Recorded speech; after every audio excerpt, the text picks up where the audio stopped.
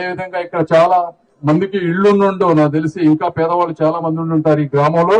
మీ అందరికీ నేను ఒకటే చెప్తా ఉన్నాను, జగన్మోహన్ రెడ్డి గారు 1 సెంటు పట్టాలు అవినీతి చేసి ఎమ్మెల్యేలు గాని వాళ్ళు గాని 2-3 రెట్లు రేట్లు పెంచి 1 సెంట్ ఇచ్చారు. అవి కూడా వాటిలో ఇల్లు కట్టేటువంటి పరిస్థితి లేదు. తెలుగుదేశం పార్టీ వచ్చిన తర్వాత తప్పకుండా 2-3 సెంట్లు స్థలాలు ఇచ్చి ఇల్లు కట్టించే బాధ్యత మేము తీసుకుంటాం. ఎందుకంటే ఇది చాలా ఇంపార్టెంట్. ఎవ్వరు ఇల్లు లేకుండా ఉండకూడదు. ఇల్లు అనేది పేదవాళ్ళు ఈ రోజు కట్టించుకోలేనటువంటి పరిస్థితి, చాలా కాస్ట్లీ అయిపోయింది. ఆ ఇల్లు కట్టించే మార్గం కూడా టిట్కో ఇల్లు చాలా ఉన్నాయి, సెంట్రల్ గవర్నమెంట్ పథకాలు చాలా ఉన్నాయి, స్టేట్ గవర్నమెంట్ పథకాలు కొంత మ్యాచ్ చేస్తాం.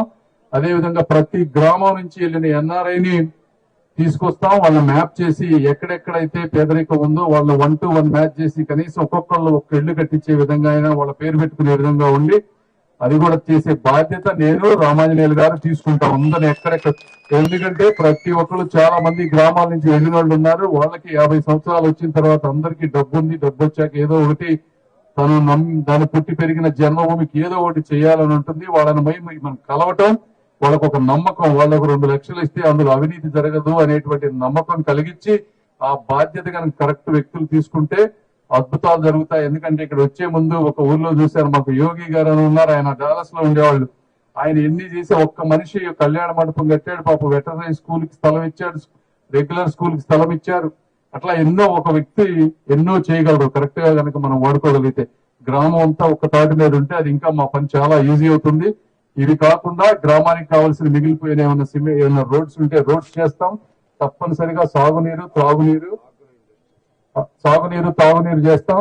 ఇంకొకటి రైతు, ఇదంతా పత్తిపాడు కానీ ఇంత గ్రామీణ వాతావరణం ఈ రోజు చూస్తా ఉంటే గ్రామీణ వాతావరణం రోజు రోజుకి ఇది అయిపోతా ఉంది, ష్రింక్ అయిపోతా ఉంది. ఎందుకంటే ఎవరు ఇక్కడ ఉండేటువంటి పరిస్థితి లేదు. ఎందుకంటే గిట్టుబాటు ధరలు లేవు. ఎన్ని రోజులని ఎవరైనా కూడా అవమానాలు ఇవి మోస్తారు. కాబట్టి మేము వచ్చిన తర్వాత రైతులకి ఏదో విధంగా ఆదాయం పెంచే విధంగా, అంటే సపోజ్ మీరు పత్తి కానీ పసుపు కానీ పండిస్తే వాటికి ఆల్టర్నేటివ్ స్పెషాలిటీ ప్రోడక్ట్స్ కనుక క్రియేట్ చేసి ఎక్కువ ఇన్కమ్ వచ్చే విధంగా ఏదన్నా చేయగలిగేది ఉంటే అన్ని ఆలోచించి కూడా మేమంతా యువకులని, తర్వాత యూనివర్సిటీల్లో ఉన్న వాళ్ళందరినీ కలిసి, ఇండస్ట్రీస్ ని కలిసి ఏదో విధంగా తీసుకొచ్చే ప్లాన్ చేస్తాం. అదేవిధంగా గ్రామాల్లో దగ్గర ప్రాంతంలో ఒక 5-6 ఎకరాలు లేదా 10 ఎకరాలు మన రాజధానికి ఎలా అయితే సేకరించారో ఆ విధంగా సేకరించి అవసరమైతే స్మాల్ ఇండస్ట్రీస్ ని అక్కడ తీసుకొచ్చే ప్లాన్ కూడా చేసి లోకల్ గా ఉండే మీలాంటి వాళ్ళకి అందరికి ఎంప్లాయ్మెంట్ క్రియేట్ చేస్తే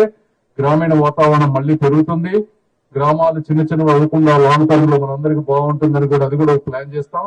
ఇవన్నీ అంటే ఏదో ఒక ఆశయంతో, మేము బలమైన ఆశయంతో వచ్చాం కాబట్టి. అదేవిధంగా రామాంజనేయులు గారు ఈ ప్రాంతంలో కలెక్టర్ గా చేశారు, అది అదృష్టం. ఆయనకి ప్రతి గ్రామం తెలుసు, ప్రతి సమస్య తెలుసు. ఆ సమస్యని ఎలా పరిష్కరించాలో కూడా చంద్రబాబు నాయుడు గారితో కలిసి పనిచేసి చేశారు కాబట్టి ఇంకా రేపు చాలా ఈజీ అవుతుంది. మా ఇద్దరికి మంచి బంధం ఉంది, అన్నదమ్ముల్లాగా మేమిద్దరం సరదాగా జోకులు వేసుకుంటా రోజు జీవితాన్ని గడుపుతా ఉన్నాం.